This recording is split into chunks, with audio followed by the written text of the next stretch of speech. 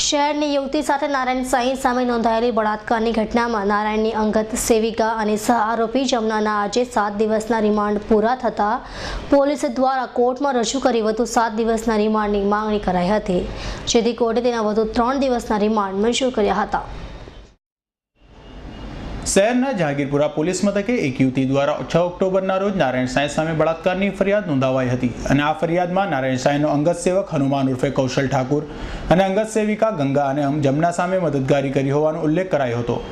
અને અગાઉ ગંગા તથા ત્યારબાદ નારાયણ અને હનુમાન તેમજ ડ્રાઈવર રમેશ મલ્હોત્રા ઝડપાઈ ગયા હતા અને ગત 22 જાન્યુઆરી 2014ના રોજ અચાનક વોન્ટેડ આરોપી જમના ઉર્ફે ભાવના રૂપેશ પટેલ સુરત પોલીસ સમક્ષ હાજર થઈ હતી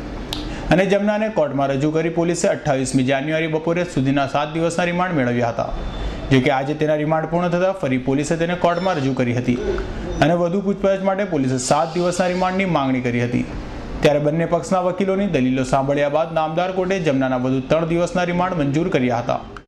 આજરોજ જે નારાયણ સાંઈ બળાત્કાર કેસમાં જમનાની પોલીસ કસ્ટડીનો સમય આજરોજ બપોરના 1 વાગે પૂર્ણ થતાં જમનાને આજરોજ રજૂ કરવામાં આવેલા અને તપાસ કરનાર અધિકારી તરફે 8 થી 9 જેટલા કારણો દર્શાવીને જમનાબેનની વધુ 7 દિવસની પોલીસ કસ્ટડીની માંગણી કરવામાં આવેલી। એ જે માંગણી કરવામાં આવેલી તેમાં એમણે વિવિધ કારણો દર્શાવેલા અને પોતાની ભારપૂર્વકની રજૂઆતમાં દિન 7ની પોલીસ કસ્ટડીની માંગણીને વ્યાજબી ઠેરવવાનો પ્રયત્ન કરેલો। તેના વિરોધમાં અમે આરોપી પક્ષે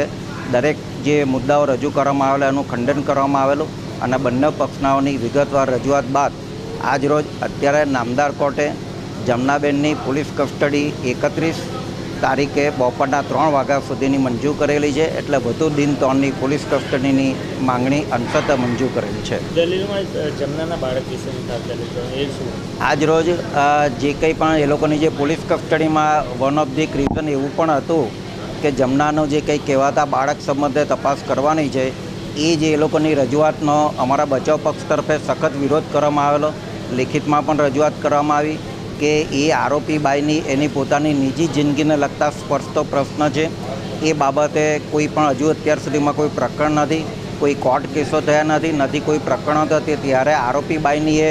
પોતાની પ્રાઇવેટ લાઈફ છે એને સ્પર્શતા પ્રશ્ન પૂછી શકાય નહીં, અગર તો તે બાબતે ફરજ પાડી શકાય નહીં। એ વાતને નામદાર કોર્ટે પણ અમારી સ્વીકારી છે અને પોલીસ કસ્ટડીના હુકમમાં પણ નામદાર કોર્ટે જણાવેલું છે કે એને અને આ જે અત્યારના જે કેસ છે એ બેને સંબંધ નથી, તો તે બાબતે પોલીસે એની એક મર્યાદામાં રહીને તપાસ કરવી, એ વાતની અમારી વાત સાથે સંમત છે। જો કે હાલ તો પોલીસે જમનાના રિમાન્ડ માંગતી વેળાએ તે ભાગતી ફરતી હતી, ત્યારે ક્યાં ક્યાં રોકાઈ હતી, કોણે તેને મદદ કરી હતી અને નારાયણના અનુરત સંતાન મોક્ષનો પિતા કોણ છે તથા અન્ય મુદ્દાઓ અંગે તપાસ કરવાની બાકી છે। Bureau report S9 news Surat.